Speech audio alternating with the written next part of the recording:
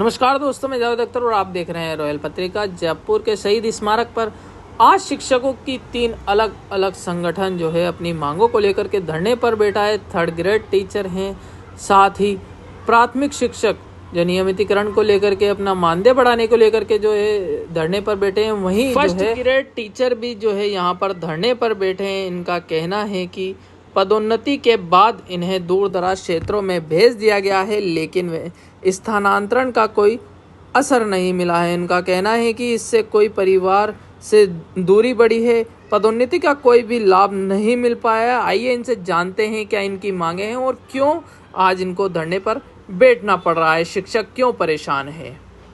क्या नाम है आपका? मेरा नाम जसवीर वर्मा है। कहाँ से आए हो? मैं देवली से आया हूँ, देवली टोंक से। हम देख रहे शहीद स्मारक पर लगातार काफी समय से जो है प्रदर्शन कर रहे हैं। आप शिक्षक हो, अब आपका भी नंबर आ गया है, शिक्षकों को भी जो है प्रदर्शन करना पड़ रहा है। क्या मांगे हैं आपकी, वो बताइए। बिल्कुल, हमारी मांगे बिल्कुल स्पष्ट है। जैसा कि बैनर में आप देख पा रहे हैं कि हम नव पदोन्नत व्याख्याता हैं और नव पदोन्नत व्याख्याता ये एक नई श्रेणी हम लोगों को दी गई है माननीय शिक्षा मंत्री जी के द्वारा। इसके अंदर ये श्रेणी इस वजह से दी गई है कि अभी जो स्थानांतरण के जो बैन खोले थे राज्य सरकार के द्वारा, उस बैन का जो आदेश जारी हुआ था उसके अंदर कहीं पे भी नहीं लिखा हुआ था कि नव पदोन्नत व्याख्याताओं को स्थानांतरण नहीं किए जाएंगे। जबकि हम जो 12,000 हमारी संख्या है, उन 12,000 के अंदर से एक व्यक्ति का भी, एक कर्मचारी का भी, एक व्याख्याता का भी स्थानांतरण राज्य सरकार के द्वारा नहीं किया गया। और हम लोगों को पदोन्नति के पश्चात जो पद स्थापित किया गया वो राजस्थान का जो रिमोट एरिया है, जो दूरस्थ स्थान है, मतलब जहाँ जाना काफी दूरगामी है सभी के लिए, कर्मचारियों के लिए, महिलाओं के लिए, और हम स्वयं भी वहाँ पे पहुँच पाना और उनकी भाषा को समझ पाना और वहाँ रहने के लिए, वहाँ भोजन के लिए तरह तरह का हम लोगों को संघर्ष करना पड़ रहा है, परेशानियों का सामना करना बहुत ज्यादा। और इस पदोन्नति का हमें किसी प्रकार का कोई लाभ नहीं हुआ। यहाँ तक कि हम लोगों में से 80% कर्मचारी इस पदोन्नति को फॉरगो करने के लिए भी तैयार थे, इस पदोन्नति का त्याग करने को भी तैयार थे, क्योंकि किसी प्रकार का लाभ ही नहीं हुआ। उल्टा परिवार से दूर रहने का हम लोगों को मतलब कोई परेशानी हो जाए तो अपने परिवार से भी नहीं मिल सकते। बिल्कुल, हमारे माता पिता और हमारे परिवारजनों को हमारी आवश्यकता है और हम उन लोगों को साथ ले जा भी नहीं सकते, क्योंकि वहाँ पे ना तो चिकित्सा की सुविधाएं हैं और ना बच्चों के हायर एजुकेशन की कोई सुविधाएं हैं। तो उनका करियर भी हमें देखना है, उससे उनको तो डिस्टर्ब करें। हम लोगों का जाना आना ही वहाँ दूरगामी हो रहा है, तो बच्चों को, फैमिली को ले जाना पॉसिबल नहीं है सर। तो इसलिए ये पदोन्नति हमारे लिए एक तरह से सजा है और ट्रांसफर में शामिल नहीं करके दोहरी सजा हमें दी गई। क्या लगता है सरकार आपकी बात मानेगी? क्योंकि कहीं ना कहीं लगातार हर एक व्यक्ति जो है वो परेशान प्रदर्शन कर रहा है, लेकिन सरकार जो है बातें नहीं मान रही है। तो आपको क्या लगता है? इस सरकार को हमारी बातें माननी पड़ेगी, क्योंकि हमारी बातें सब जायज है, कोई भी नाजायज नहीं है। हम किसी भी तरह से इलीगल काम नहीं कर रहे। अपनी मांगों को मांगने के लिए भी हमने शांतिपूर्ण प्रदर्शन कर रहे हैं। और आप पूरी राजस्थान की सर्विस बुक में उठा के देख ले सर, हमारे ट्रांसफर के लिए ऐसा कोई रूल नहीं है। आज तक जितनी शिक्षा, मैं कहता हूँ आजादी की बात करता हूँ सर, 1947 से लेकर आज तक की बात करें तो कहीं ऐसा नहीं हुआ कि जिन टीचर्स का प्रमोशन करा गया उनको ट्रांसफर से वंचित करा गया है। ये हमारी बातें हर सरकार को या इस सरकार को जरूर माननी पड़ेगी। हम शिक्षक हैं, हम भी जानते हैं कि आंदोलन कैसे किया जाता है। हम बच्चों को पढ़ाते हैं, हम भी अच्छी शिक्षा देते हैं, हमने कभी हिंसा नहीं सिखाई। हम खुद अहिंसा के पथ पर चल रहे हैं और अहिंसा के पथ पर आज भी हम यहाँ बैठे हैं। सिर्फ अपनी बात को एक लीगल तरीके से हम लोग चाहते हैं कि हमारा शिक्षा मंत्री, हमारी सरकार ये बात सुने और हमारा जल्द से जल्द ट्रांसफर करे। सड़क से सदन तक, और एक बच्चे जब पैदा होता है उसके बाद में सारी चीज जब तक वो उस कुर्सी पे नहीं बैठ जाते जहाँ पे वो एक शिक्षक की उंगली पकड़ के, लेकिन आज जो है सर बात ऐसी है, कोई ये बड़ी बात नहीं थी, ट्रांसफर सरकार ने की है। तो नव पदोन्नत व्याख्याता जैसा कोई अलग से कोई कैडर नहीं है सर। ये व्याख्याता ही है, न हमारा कोई प्रोफेशन काल है।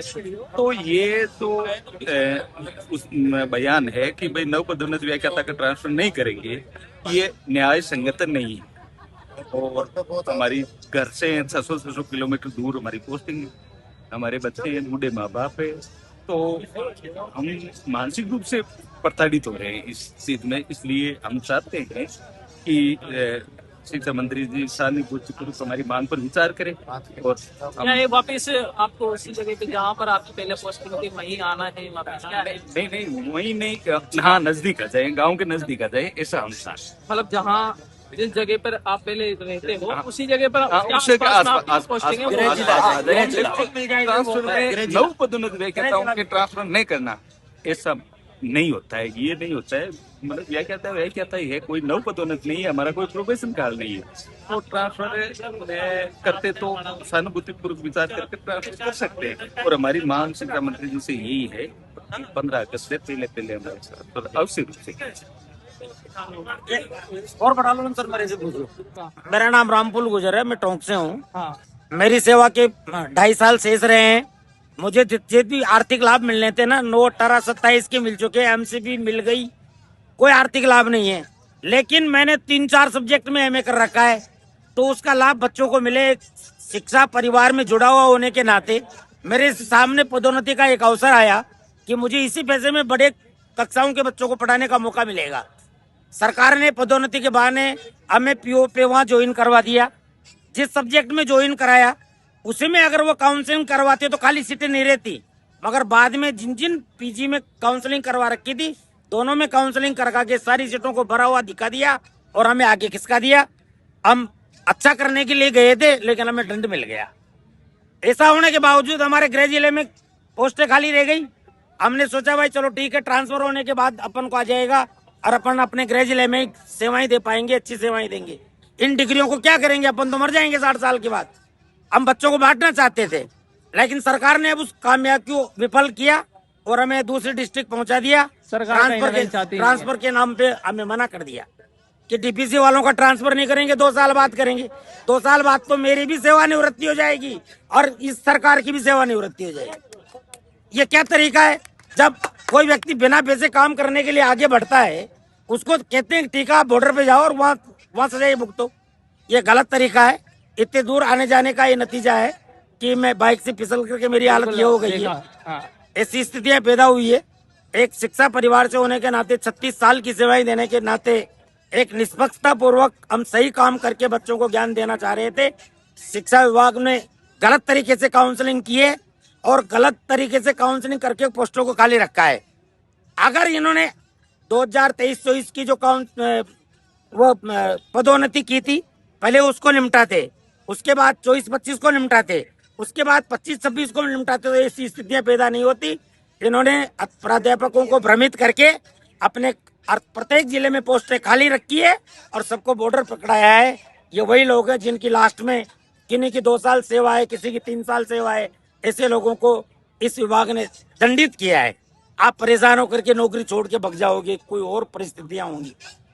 जैसे कि आपने भी बताया कि कहीं ना कहीं जगह जगह जो है पोस्टें खाली है, तो क्या सरकार उन बच्चों को भविष्य खराब करना चाहती है, पढ़ाना नहीं चाहती है? उस जगह को भरना चाहती है जहाँ इनके चहेते लोग होंगे, उनको भर देंगे ना। अच्छा, उनको हाँ, भरेंगे। उनको 23-24 में जिनको प्रमोशन मिला है, हमें कहा साहब आपको प्रमोशन 23-24 से देंगे। अब उसको तो 3 साल हो गए, आज कहने साहब प्रमोशन वालों का ट्रांसफर ही नहीं करेंगे। 1-1 साल का वो चयन करते, हमें काउंसलिंग से स्कूल देते। सबसे बड़ा दोष जो विभाग ने किया है, हमें अपने पीओ स्तर पर एक विषय में कार्यग्रहण करने का आदेश दिया था, हमने एक ही विषय में कार्यग्रहण किया था, फिर 2 विषयों में काउंसलिंग क्यों करवाई? सीटें बचाने के लिए। 2 विषय में काउंसलिंग कराने के कारण सबको 2-2 स्कूलें आवंटित हो गई। उसको एक ही जगह लेनी थी, ये खाली रह गई। सरकार की मौज हो गई, सब बाहर गए, सीटें खाली रह गई। ये अपने चहेतों को ले आएंगे, उनको भर देंगे, प्रेस नियुक्तियां दे देंगे। ये हमारे साथ बहुत अन्याय हुआ है। हमारा यदि पूरा व्याख्याताओं का जो संघ है सजग रहेगा तो इसको माफ नहीं करेगा। और जहां तक मैं तो ये कहूंगा कि जो राजस्थान का जो पढ़ा लिखा वर्ग है, 11वीं-12वीं क्लास के बच्चों को पढ़ाने के लिए हम आगे आए थे, वो भी इनको पीछे नहीं छोड़ेंगे, बाकी नहीं छोड़ेंगे। अगला कदम क्या होगा अगर सरकार आपकी बातें नहीं मानती तो? कुछ नहीं, ये हमारा शोषण कर रहे हैं। शोषण के तहत आने जाने में दूर दूर तक आएंगे, जाएंगे, बीमार हो जाएंगे, डॉक्टर लिख के दे देगा भाई तुम तो सेवा करने योग्य नहीं है, मेडिकल है, तो उन छुट्टियों को उपभोग करके बच्चों का नुकसान होगा, अप्रत्यक्ष तरीके से नुकसान होगा, मजबूर हो जाएंगे। मैं रास्ते में दूर तक गया, गिर गया। अब गिर गया तो मैं काम करने योग्य नहीं रहा। मेरे पास अंतिम 2 वर्ष है और लगभग 300 मेडिकल है। मैं चाहता था इन मेडिकल को नहीं लूं, और मैंने जिन विषयों में पीजी कर रखा है उसका लाभ बच्चों को मिले, इसलिए मैंने प्रमोशन ले लिया। मुझे कोई आर्थिक लाभ नहीं है। मुझे सजा देने के लिए इन्होंने भ्रमित करके और पदोन्नति का झांसा देकर के हमें दूर तक भिजवाया है। हम शिक्षा मंत्री जी का मीडिया के थ्रू, हमारे मीडिया के भाइयों के थ्रू ध्यान आकर्षित करवाना चाहते हैं कि हमारे बारे में एक बार पुनः वापस सोचें। जिनका लास्ट समय है, जिनको कोई आर्थिक लाभ नहीं है, जो स्वेच्छा से पदोन्नति को ग्रहण कर रहे हैं, उनको अपने गृह जिले के खाली पोस्टों पर, हम नहीं चाह रहे कि किसी को धक्का मारो, खाली पोस्टों के ऊपर हमारा पदस्थापन करें और सेवाएं बरकरार हमारी पाल रहे हैं। इससे हमारी नियत है, इससे हमारी इच्छा है, उसके ऊपर आप खरे उतरें। अब मीडिया के द्वारा यही संदेश देना चाहता हूं कि आप पुनः इस पर विचार करें और प्राध्यापकों के साथ न्याय करें, अन्याय नहीं करें। मेरा यही कहना है।